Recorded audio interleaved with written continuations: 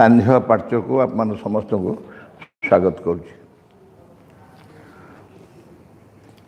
आम गतकाली आलोचना करुले 1966 मसीहार एप्रिल मासर नवज्योतिर संपादकीय एवं विषय चली विशृंखला और विक्षोभ से आम अधारे अटकी आम आलोचना। मु शेष गोटे दुटा वाक्य पढ़ीदे मन पड़ज आपर काली आप जो मैंने आलोचन। छात्र और युव समाज नाना प्रकार उद्भट और अजब क्रियाक्रम देखी महामती दार्शनिक निर्से को बाणी मन उठुची। All the gods are dead, सबु देवता मृत्यु घटी। न्याय धर्म शांति समता समन्वय श्रद्धा ज्ञान नम्रता आदि सकल दैवी गुणरू मनुष्य ओहरी जाइए। यह घोर दुर्दिन और अंधकार समय।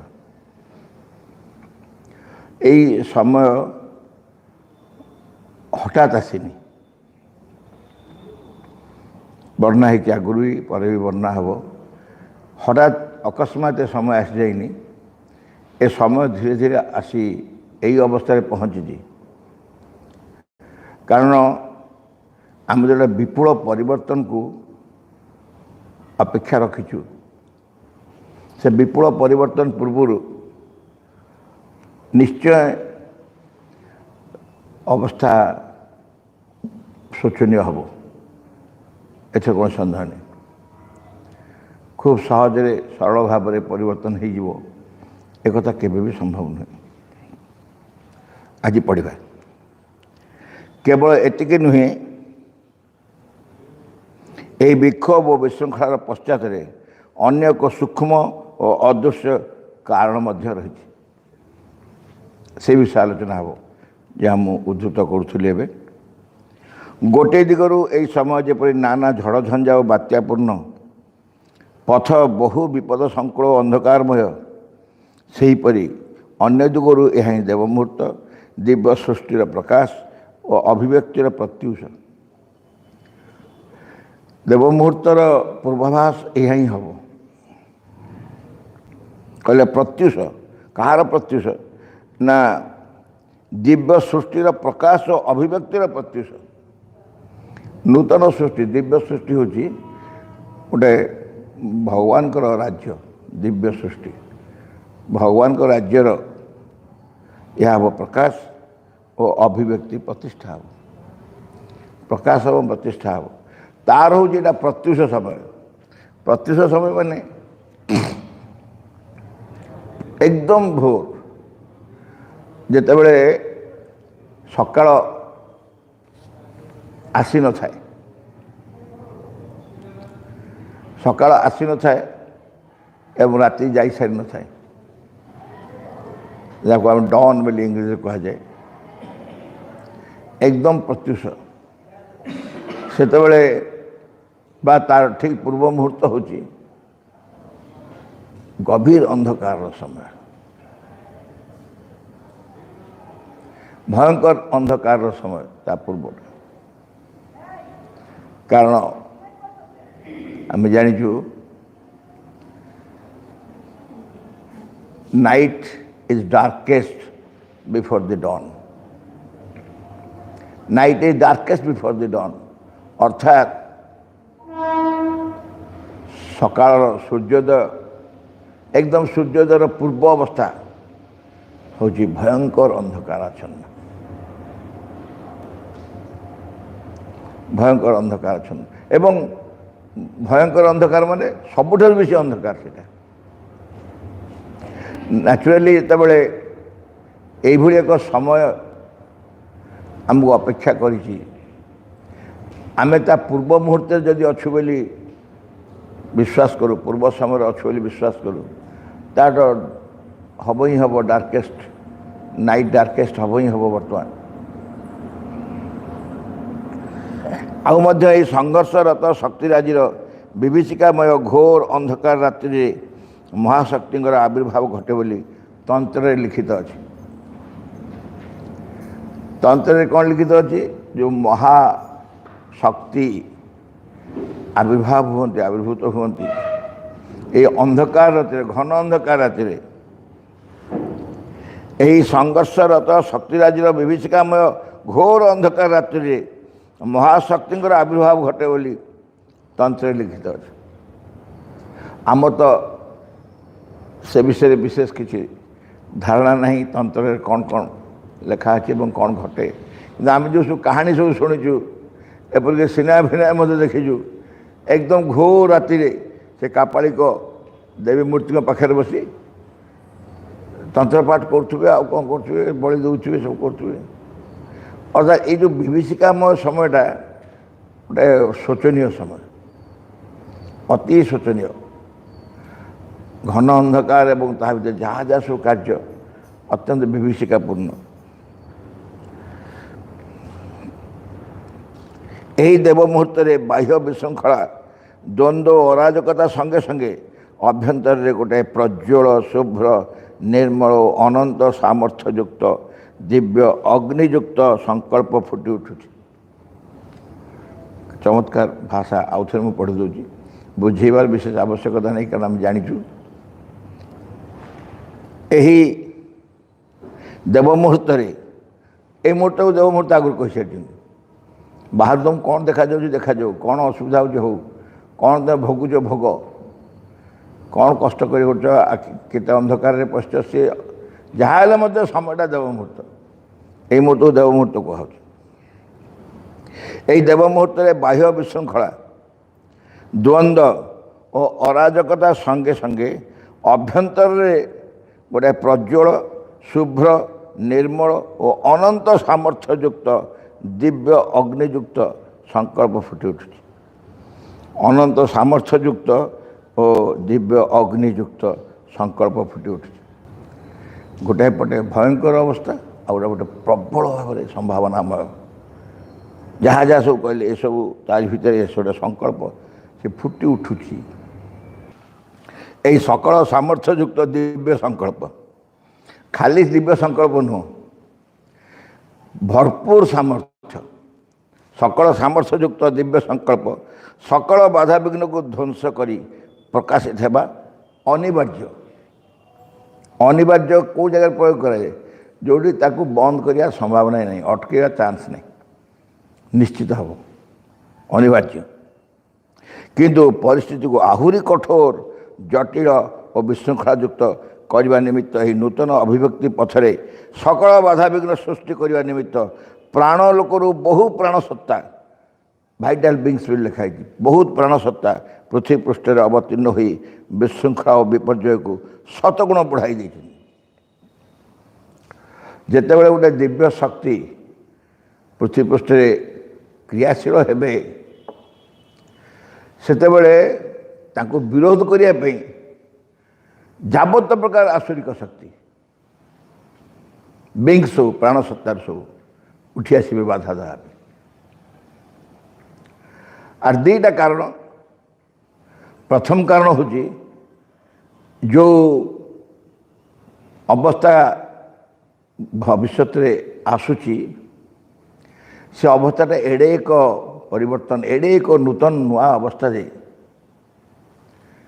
ତା ପାଇଁ ବାଧା ସ୍ୱାଭାବିକ, ଏତେ ସହଜରେ ସେ ଆସିପାରିବନି, ତେଣୁ ବାଧା ଆସିବ। ଦ୍ୱିତୀୟରେ ସେଇ ବାଧା ମାନେ ମଧ୍ୟ ସଂସାରରୁ ଦୂର ହେବା ଦରକାର। ଯେଉଁ ବାଧାମାନେ ଆସି ଭଗବତଙ୍କ ଶକ୍ତିକୁ ବିରୋଧ କରନ୍ତି, ସେଇ ବାଧାମାନେ ମଧ୍ୟ ଭବିଷ୍ୟତ ପାଇଁ ରହିଲେ ପୁଣି ଅସୁବିଧା। ତେଣୁ ସେମାନଙ୍କୁ ଦୂର କରାଯାଏ, ତାକୁ ରୂପାନ୍ତର କରାଯାଏ, ତାକୁ ପରିବର୍ତ୍ତନ କରିଦିଆଯାଏ ଯେତେବେଳେ ଭଗବାନ ନିଜେ ଏଠି ପ୍ରତିଷ୍ଠିତ ହୁଅନ୍ତି। ସେ ଦୃଷ୍ଟିରୁ ମଧ୍ୟ ସେମାନେ ଆସିବା ସ୍ୱାଭାବିକ।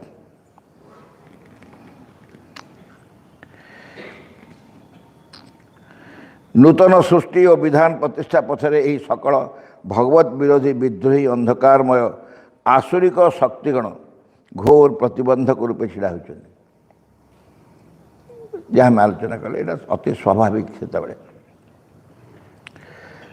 ସେମାନେ କେବେ ହିଁ ଭାଗବତ ରାଜ୍ୟ ପୃଥିବୀ ପୃଷ୍ଠରେ ପ୍ରତିଷ୍ଠା କରିବାକୁ ଦେବେ ନାହିଁ। କ୍ଷୁଦ୍ର ବୁଦ୍ଧି ଦୁର୍ବଳ ମନୁଷ୍ୟକୁ ଆୟତ୍ତ କରି ନାନା ବିଭ୍ରାଟ ଓ ତାଣ୍ଡବ ଲୀଳା ସୃଷ୍ଟି କରି भागवत और आलोकर द्वार को रुद्ध करने को सतत चेष्टा कर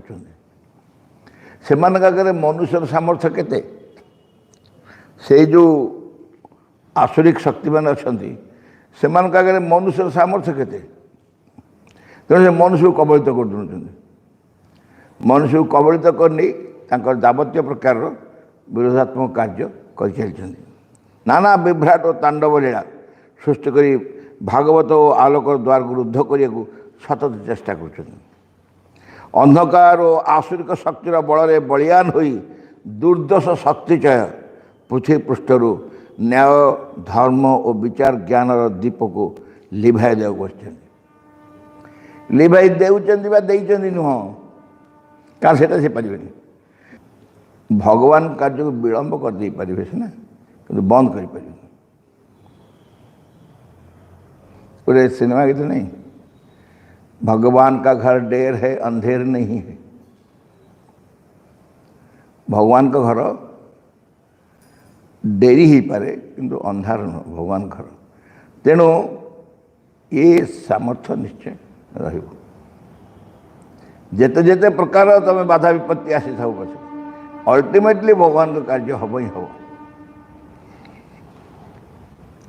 अंधकार और आसुरिक शक्तिर बल बलियान हो दुर्दश शक्ति पृथ्वी पृष्ठर न्याय धर्म विचार ज्ञान दीप को लिभाई देव बस संकट द्वंद्व और संघर्ष मध्य केबे केबे आसुरिक शक्तिचयर विजय हो कथा कहवा अनावश्यक जे साधारण मनुष्य एक बार हतबुद्धि हो पड़ी चतुर्दिगरे वैषम्य वैपरीत्य अनिश्चयता असमंजस देखा देउची एवं पूर्व निर्दिष्ट भारसाम्य जो बैलेंस थिला भारसाम्य थिला भांगी चोरमार हो गलानी आउ समता बा कौन प्रकार भारसाम्य नहीं आम भितर विरक्त हवा रागी जीवा भिन्न भिन्न प्रकार जो गुणमान भितर अच्छा आमको जमी नचौंती नाचुअली किए भारसाम्य रक्षा कर रही पड़े संसार संभव हो नहीं सामाजिक और गोष्ठीबद्ध जीवन मूल चेर पर्यंत उपड़ी जाइए सामाजिक और गोष्ठीबद्ध जीवन मूल चेर पर्यंत उपड़ी जाइए एवं एक दयनीय करुण असहायतार मनुष्य हृदय विदीर्ण हताश विषाक्त हो पड़ी जेतिकी बेले भयंकर संभावना धरिक आसूची समय से यही प्रकार असुविधा हो जाए समाज आगे जहाँ थिला बर्तमान धीरे धीरे केमती हो आम समस्त देखुवा अतीत जो परिवार थिले बड़ बड़ परिवार यौथ परिवार माने जेजे बाबा कि ताको बापा अमृत सांग ही अच्छा कि भाग होना गोटे गोटे परिवार 60 70 100 लोक किए कौटे अच्छा किए कौटे अच्छा कि मूल रूट से गोटे जगह अच्छे समस्ते केत गोटे वर्ष थे एकाठी हमें जहा हो बर्तमान पुओ जदि बाहर जा पत्नी नहीं कि विदेश पलाऊँ बांग्लोर कि आउ कौट जा रही जाऊँगी से घरद्वार कि पकाऊँ से स्टेबल हो मझे मझे बापा कथा बुझुची सब करें परिवार आहरी क्षुद्र क्षुद्रतर हो बृहत एक परिवार थिला गोटाए कथार समस्ते सांग ही कथा होते बसुले विचार करते चिंता करते से सब भांगीगला से ना कि शब्द तार मूल चेर पर्यंत उपड़ी जा से सब ना एवं एक दयनीय करुण असहायतार मनुष्य हृदय विदीर्ण हताश विषाक्त हो पड़ी अज्ञात सारे घोर घन अंधकार मध्य गोटे गभीर आकुति और प्रार्थना क्षीण स्वर उठिब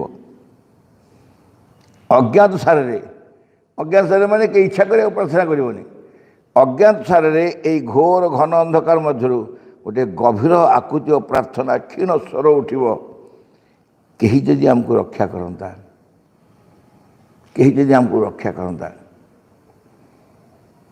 गोटे अनुभूति मोर अच्छी समस्त थाईपे शोला बेले स्वप्न गोटे किसी सेमती विपज्जनक घटा देखीच निद भांगीगलानी तुम जापारुच सब कि तथापि आखि फिटे पार से जो समय भारी जंत्रणादायक किए साहय कर सतरे इच्छा किए गोटे हल्ई दिंतानी कि मत उठे दिंतानी कि मुझे उठी पारनी जानी मुझे उठी पारनी किंतु मु शोई नहीं निदर निद भांगी सारा गोटे बड़ असहाय अवस्था से पड़ जाए। बर्तमान मनुष्य से भावुची किए टिके आमको रक्षा करता कहीं जदि आमको रक्षा करता कहीं जदि अवतीर्ण हुए पृथ्वी दुष्ट और राक्षस शक्तिर तांडव नृत्यर उद्धार करता। समय यही दुस्समय भगवान से महान प्रतिश्रुतिर कथा मन उठुची यदा यदा हि धर्म से ग्लानिर्भवति भारत अभ्युत्थानम अधर्म से तदात्मान सृजाम्यहम्।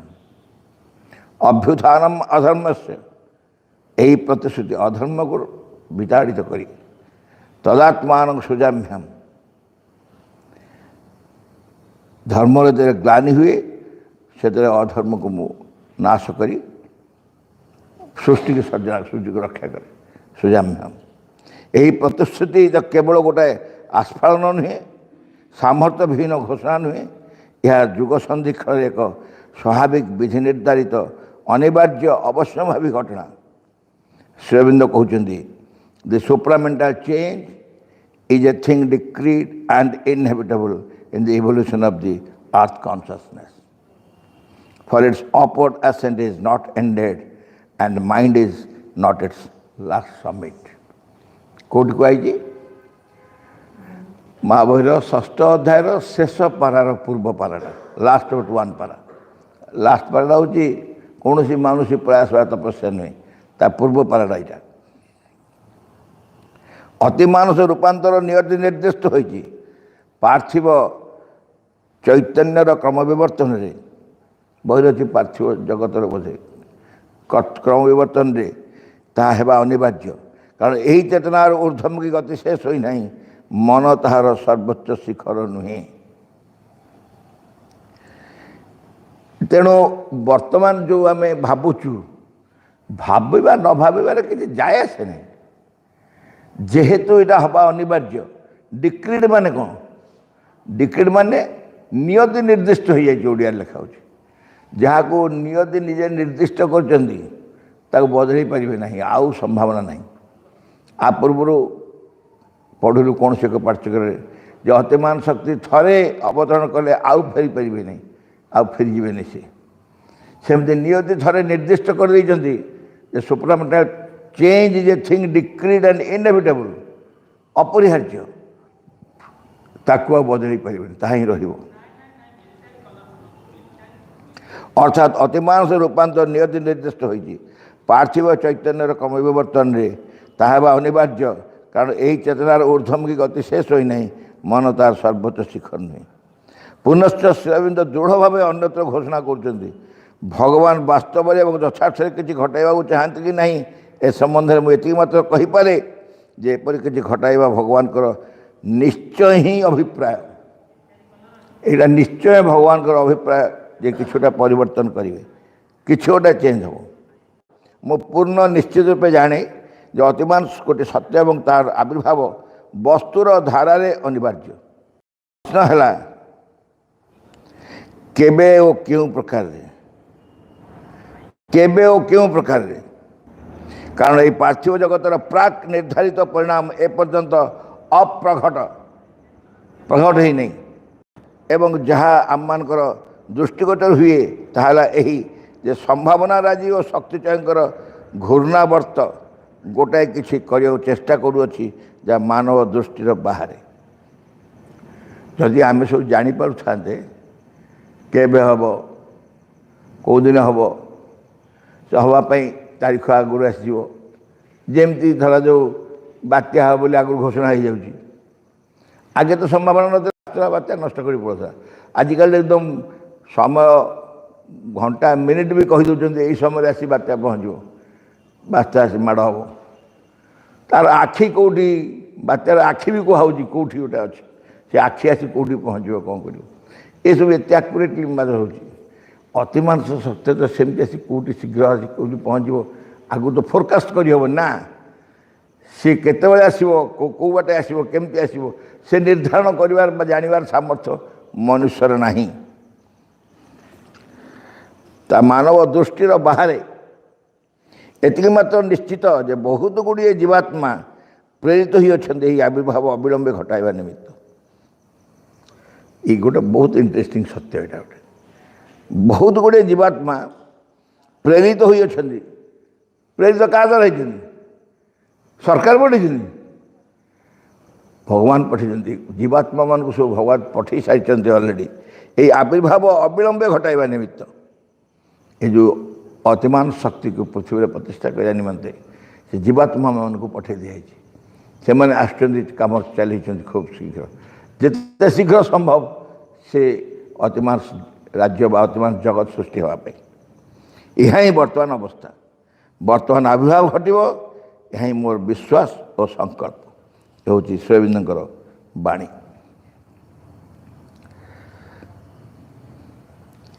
किंतु अतिमानसर अवतरण आज संभावनार वस्तु नहीं ता पृथ्वी पृष्ठ में क्रियाशील होउची एवं भगवान तांकर प्रतिश्रुति पूर्ण कर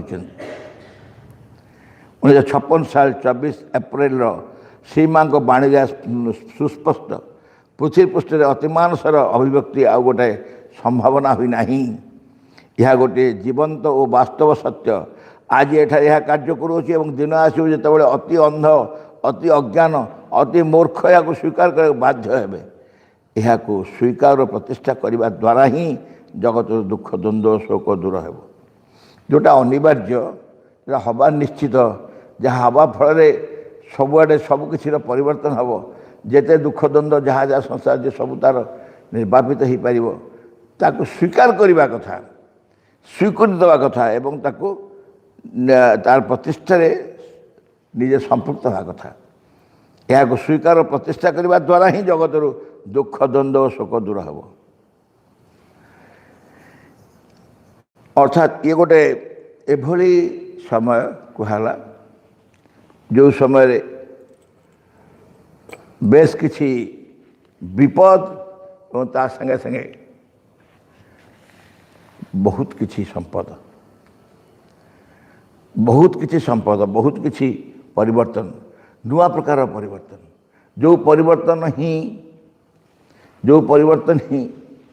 पृथ्वी अपेक्षा कर रही जो परिवर्तन पाई जहाँ फल पृथ्वी एपर्यंत सृष्टि एपर्यंत जहाँ जहाँ संभावना भी नथिला जो संपर्क में कई चिंता भी करन अनिवार्य रूपे घटो एथर कौन सन्देह नहीं बर्तमान से समय को आम अपेक्षा करूँ किंतु यही प्रसंग में आउ गोटे विषय मध्य उल्लेख करिया उचित विशेष रूपे आलोचना कर अवकाश एठे नहीं अतीत सकल आध्यात्मिक साधन गति थिला ऊर्ध्वमुखी लक्ष्य थिला जरा रोग मृत्युशल अंधकारमय जड़ता मध्य मुक्ति मोक्ष बा गोलोक वैकुंठ इत्यादि धाम भगवान को नित्य सानिध्य लाभ बराबर पढ़ुचु आम से गोटे कथा को से ही लक्ष्य थिला उद्देश्य थिला परिणाम केतक आत्मा मुक्त हो गले अवतार आसी समग्र पृथ्वी दुष्ट को ध्वंस विनाश करी धर्मराज्य स्थापन कले किंतु यह द्वारा अंधकार उद्गम स्थल निश्चेतनार रूपांतर घटला नहीं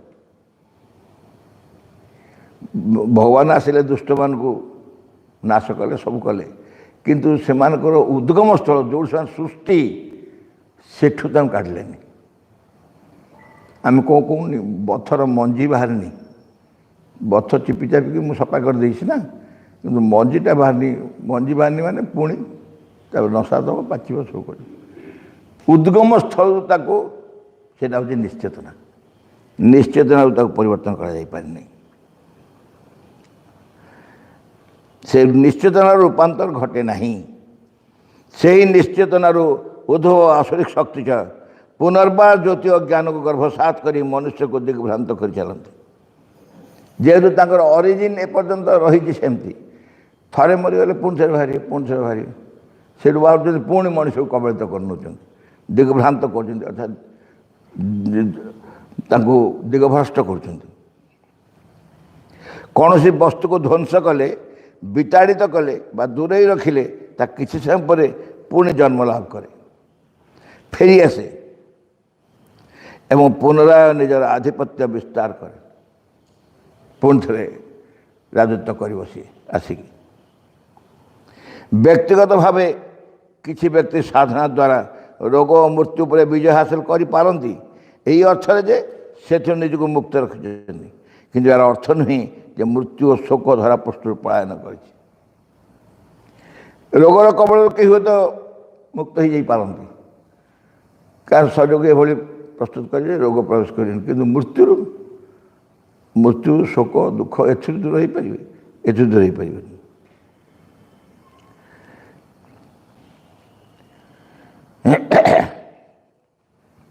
ଏହା ପରିବର୍ତ୍ତେ ଶ୍ରୀମା ଶ୍ରୀଅରବିନ୍ଦ କହୁଛନ୍ତି ଯେ ଅନ୍ଧକାର ଶକ୍ତିଚୟର ମୂଳ ଉତ୍ସକୁ ରୂପାନ୍ତରିତ କରିବାକୁ ହେବ। ଅନ୍ଧକାର ଶକ୍ତିଚୟର ମୂଳ ଉତ୍ସ ଅର୍ଥାତ୍ ନିଶ୍ଚେତନା, ତାକୁ ରୂପାନ୍ତର କରିବାକୁ ହେବ। ଅସୁର ଓ ରାକ୍ଷସକୁ ଧ୍ୱଂସ ହତ୍ୟା ନ କରି ତାଙ୍କୁ ତାଙ୍କରି ସର୍ତ୍ତ ଅନୁସାରେ ଗ୍ରହଣ କରି ରୂପାନ୍ତର କରିବାକୁ ହେବ। ନାଶ କଲେ ଧ୍ୱଂସ କଲେ ତ ପୁଣି ଥରେ ହେଇଯାଉଛନ୍ତି ନା, ତାଙ୍କୁ କାହିଁକି ନାଶ ଧ୍ୱଂସ କରାହବ?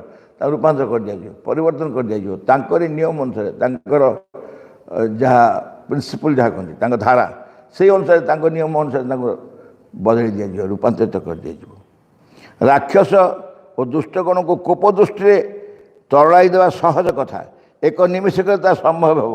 ମାତ୍ର ଏ ଯୁଗର ତପସ୍ୟା ହେଲା ସେ ରାକ୍ଷସ ଦୁଷ୍ଟଗଣକୁ, ଯେଉଁମାନେ ଅବଶ୍ୟ କିଛି ସ୍ୱୀକୃତି ଦେବେ, ରୂପାନ୍ତର କରିବା, ପରିବର୍ତ୍ତନ କରିବା। ରାକ୍ଷସଙ୍କୁ ଦୂର କରିବାକୁ, ତାଙ୍କୁ ନାଶ କରିଦେବା ସମ୍ଭବ, ସହଜ, କିନ୍ତୁ ସେ ଅତୀତର ମାର୍ଗ ଥିଲା, ଏ ମାର୍ଗରେ ତାଙ୍କୁ ରୂପାନ୍ତରିତ କରାହେବ। ଅବଶ୍ୟ ସେଥିରେ ତାଙ୍କର ସମ୍ମତି ଦରକାର, ସେମାନେ ସମ୍ମତି ଦେବେ, ରୂପାନ୍ତରିତ ହେବେ, ପରିବର୍ତ୍ତିତ ହେବେ। ଯେପରି ମନୁଷ୍ୟର ମନ ପ୍ରାଣ ଶରୀରର ବନ୍ଧନରୁ ମୁକ୍ତ ହୋଇ ମୁକ୍ତିରେ ଚାଲିଯିବା ସହଜ, କିନ୍ତୁ ଦେହ ପ୍ରାଣ ମନ ରୂପାନ୍ତର ସାଧନ କରିବା ଅଧିକ କଷ୍ଟସାଧ୍ୟ, ବହୁ ଉଦ୍ୟମ ସାପେକ୍ଷ। ଦୁଇଟା କଥା କୁହାଗଲା, ମନ ପ୍ରାଣ ଶରୀରର ବନ୍ଧନରୁ ମୁକ୍ତ ହୋଇ ମୁକ୍ତିରେ ଚାଲିଯିବା ଯେଉଁ ନିର୍ବାଣ, ସେଥିରେ ସହଜ, କିନ୍ତୁ ଦେହ ପ୍ରାଣ ମନ ରୂପାନ୍ତର ସାଧନ କରିବା ଅଧିକ କଷ୍ଟସାଧ୍ୟ, ବହୁ ଉଦ୍ୟମ ସାପେକ୍ଷ। ଏଥିପାଇଁ ଅଧିକ ସମୟ ଦେବାକୁ ହେବ ଓ ଅଧିକ ବାଧାବିଘ୍ନର ସମ୍ମୁଖୀନ ହେବାକୁ ହେବ। ସୁତରାଂ ବର୍ତ୍ତମାନର ବିଶୃଙ୍ଖଳା ଦ୍ୱନ୍ଦ୍ୱ ବିକ୍ଷୋଭ ମଧ୍ୟରୁ ଆମକୁ ପଳାୟନ କରିବାକୁ ହେବ ନାହିଁ, ବରଂ ସେହି ବିଶୃଙ୍ଖଳା ଓ ବିକ୍ଷୋଭର ସୂତ୍ରଗୁଡ଼ିକୁ ଆବିଷ୍କାର କରି ତାହାର ରୂପାନ୍ତର ସାଧନ କରିବାକୁ ହେବ।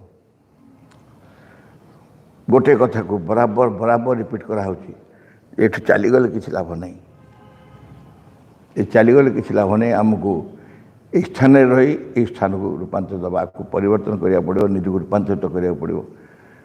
ଏହା ହିଁ ବର୍ତ୍ତମାନର ଆବଶ୍ୟକତା। ଏହି ପଥ ବ୍ୟତୀତ ଦ୍ୱିତୀୟ ମାର୍ଗ ନାହିଁ। ବର୍ତ୍ତମାନର ବିକ୍ଷୋଭ ଓ ବିଶୃଙ୍ଖଳାରୁ ରକ୍ଷା ପାଇବାର ଏକମାତ୍ର ଉପାୟ ହେଲା ନିଜ ଜୀବନ କର୍ମକୁ ଦିବ୍ୟ ଅତିମାନସ ଶକ୍ତି ହସ୍ତରେ ଯଥାର୍ଥରେ ଅର୍ପଣ କରି ସାଧନା ପଥରେ ଅଗ୍ରସର ହେବା। ବାବାଜୀଙ୍କ ବହିରେ ବରାବର ଏମିତି ଲାଇନ୍ଟେ ମିଳେ, ନିଜ ଜୀବନ ନିଜ କର୍ମକୁ ଅତିମାନ ଶକ୍ତି ହାତରେ ଅର୍ପଣ କରିଦିଅ, ଅତିମାନ ଶକ୍ତି ତାକୁ ରୂପାନ୍ତରିତ କରିବ, ପରିବର୍ତ୍ତନ କରିବ। ଯେଉଁ ବିକ୍ଷୋଭ ଓ ବିଶୃଙ୍ଖଳା ଦେଖାଯାଇଛି ତାହା ହିଁ ଶାନ୍ତି ଶୃଙ୍ଖଳା ସ୍ଥୈର୍ଯ୍ୟ ଓ ସମତା ପ୍ରଦାନ କରିବାର ସୁଯୋଗରେ ପରିଣତ ହେବ। ଯେଉଁ ବିକ୍ଷୋଭ ବିଶୃଙ୍ଖଳା ଦେଖାଦେଇଛି ତାହା ହିଁ ଶାନ୍ତି ଶୃଙ୍ଖଳା, ସେଇ ବିଶୃଙ୍ଖଳା ବି ସେଇ ଶାନ୍ତି ଦେବ, ସେଇ ଶୃଙ୍ଖଳା ଦେବ, ସ୍ଥୈର୍ଯ୍ୟ ସମତା ପ୍ରଦାନ କରିବାର ସୁଯୋଗରେ ପରିଣତ ହେବ। ସେଥିପାଇଁ ଏହି ବିକ୍ଷୋଭ ବିଶୃଙ୍ଖଳା ଅସହ୍ୟ ହେଲେ ଏହା ହିଁ ଆଣିଦେବ ନବଜନ୍ମ, ବରଂ ଏ ବିଧ୍ୱଂସ ବିଲୟର ରୂପାନ୍ତର ମଧ୍ୟରୁ ଉତ୍ଥିତ ହେବ ଏକ ନୂତନ ସୃଷ୍ଟି, ନୂତନ ଜଗତ, ନୂତନ ମାନବ ସମାଜ।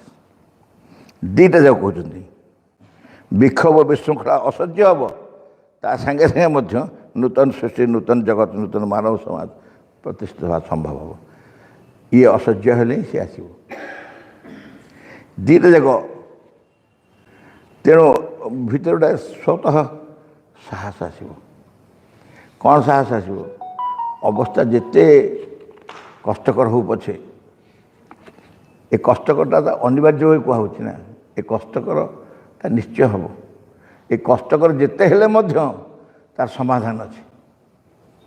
ଯେତେବେଳେ ସମାଧାନ ଅଛି, ଆଚ୍ଛା ସେ ସମାଧାନ ଆମ ଦେଇ ସମ୍ଭବ ନା ଆମରି ଦେଇ ସମ୍ଭବ? ଆମମାନେ ହିଁ ସେ ସମାଧାନ କରିପାରିବା, ଆମ ହାତରେ ସେ ସମ୍ଭବ। ଏବଂ ତାର କାରଣ ହେଉଛି ଆମ ଉପରେ ସେ ନିର୍ଭର କରେ।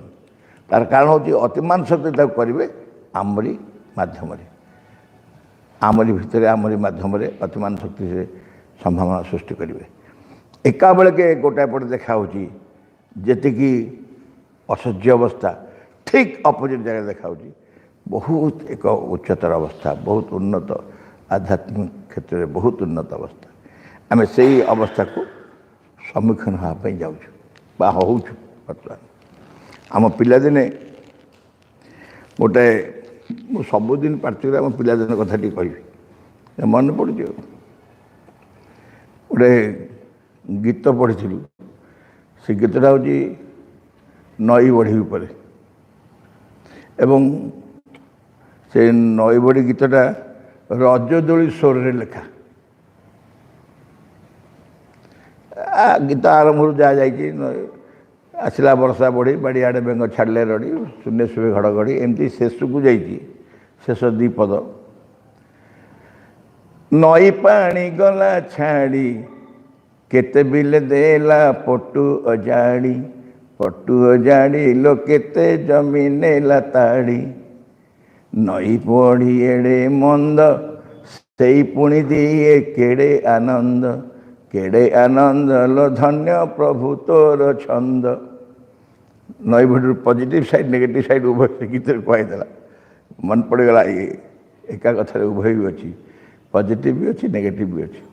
ପଟୁ ପଡ଼ିଯିବ ମାଟି ଗୋଟେ ଗୋଟେ ବିଲରେ ପଟୁ ପଡ଼ିଯିବ ଭାଷାରେ, ଆଉ ଗୋଟେ ଟାଇପ୍ର ତାଡ଼ି ହେଇଯିବ। ଏନିୱେ ଏକ୍ସରସାଇଜ୍ କରିବା।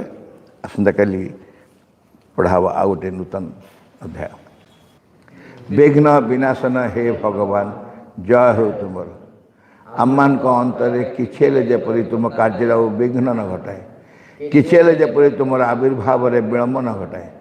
ସକଳ ବିଷୟରେ ସକଳ ମୁହୂର୍ତ୍ତରେ ପୂର୍ଣ୍ଣ ହେଉ ତୁମର ଇଚ୍ଛା। ତୁମ ସମ୍ମୁଖରେ ଛିଡ଼ା ହେଇଛୁ ଆମମାନେ, ତୁମର ଇଚ୍ଛା ହିଁ ଆମମାନଙ୍କ ମଧ୍ୟରେ, ଆମମାନଙ୍କ ସତ୍ତାର ପ୍ରତ୍ୟେକ ଅଙ୍ଗରେ, ପ୍ରତ୍ୟେକ କର୍ମରେ, ଉଚ୍ଚତମ ଚୂଡ଼ାରୁ ତୁଚ୍ଛତମ ପ୍ରତ୍ୟେକଟି କୋଷରେ ପୂର୍ଣ୍ଣ ହେଉ। ତୁମଠାରେ ଆମମାନଙ୍କର ନିଷ୍ଠା ହୁଏ ଯେପରି ସର୍ବାଙ୍ଗୀନ ଚିରନ୍ତନ। ଆମମାନେ ଅନ୍ୟ ସବୁକିଛି ପରିହାର କରି ଚାହୁଁ ସମ୍ପୂର୍ଣ୍ଣ ରୂପେ ତୁମ ପ୍ରଭାବର ଅଧୀନରେ ରହିବାକୁ। ଆମମାନେ କେବେ ଯେପରି ନ ଭୁଲୁ ତୁମ ନିକଟରେ ଗଭୀର ଭାବରେ ନିବିଡ଼ ଭାବରେ କୃତଜ୍ଞ ହୋଇ ରହିବାକୁ। ପ୍ରତି ମୁହୂର୍ତ୍ତରେ ତୁମେ ଆମମାନଙ୍କୁ ଯେଉଁ ଅପରୂପ ସମ୍ପଦ ସବୁ ଦାନ କରିଯାଉଛ, ସେସବୁର କିଛି ହେଲେ ଯେପରି ଆମମାନେ ଅପଚୟ ନ କରୁ। ଆମମାନଙ୍କର ପ୍ରତ୍ୟେକ ଅଙ୍ଗ ଯେପରି ତୁମ କାର୍ଯ୍ୟରେ ସହଜରେ ହୁଏ, ସେସବୁ ଯେପରି ପ୍ରସ୍ତୁତ ହୋଇ ଉଠନ୍ତି ତୁମର ସିଦ୍ଧି ସହିତ। ପରମ ସିଦ୍ଧିକର୍ତ୍ତା ହେ ଭଗବାନ ଜୟ ହେଉ ତୁମର। ତୁମର ବିଜୟ ଦିଅ ଆମମାନଙ୍କର ଜ୍ୱଳନ୍ତ ସକ୍ରିୟ ଚରମ ଅଟଳ ବିଶ୍ୱାସ। English. In the name of the mother, for the sake of the mother, by the power of the mother, with the strength of the mother, to all adverse, harmful, being or force, I order to quit this place at once and forever.